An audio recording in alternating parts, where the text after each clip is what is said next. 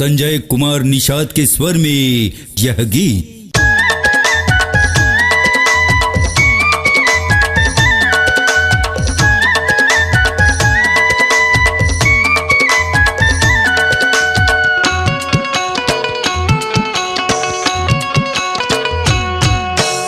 वो मोबाइल वाली आए पताल बारी, है वो मोबाइल वाली आए पताल बारी, तोरे तलाली पताल। अरे बोली तोरे कोयली कसवो ओठ हवा बमला, बोली तोरे कोयली कसवो ओठ हवा बमला। है वो मोबाइल वाली आए पताल बारी, है वो मोबाइल वाली आए पताल बारी, तोरे तलाली पताल। अरे बोली तोरे कोयली कसवो ओठ हवा बमेला, बोली तोरे कोयली कसवो ओठ हवा बमेला।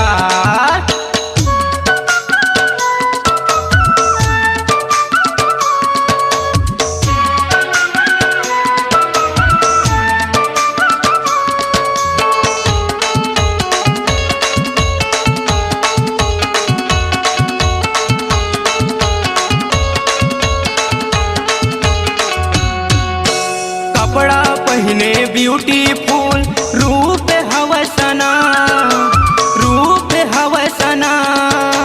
मुच मुच अड़बड़ कर थस गोरी, रेंगना हवा कमा।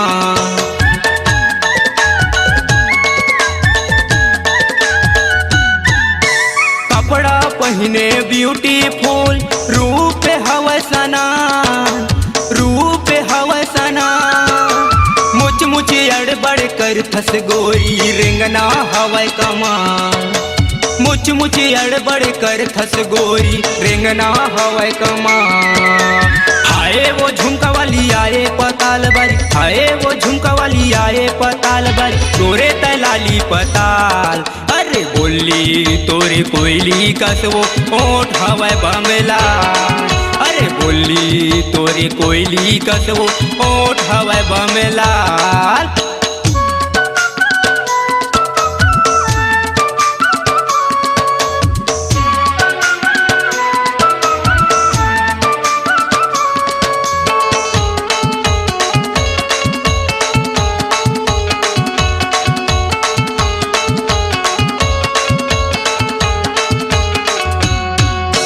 चेहरा चुकले चंदा सही, हंसना है मुस्कान, हंसना है मुस्कान। गोरी गुलाबी गाल देख के मन हो गे बेईमान।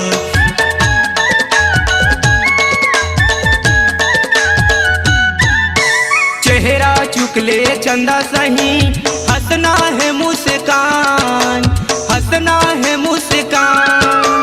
गोरी गुलाबी गाल देख के मन हो गे बेईमान, गोरी गुलाबी गाल देख के मन हो गे बेईमान।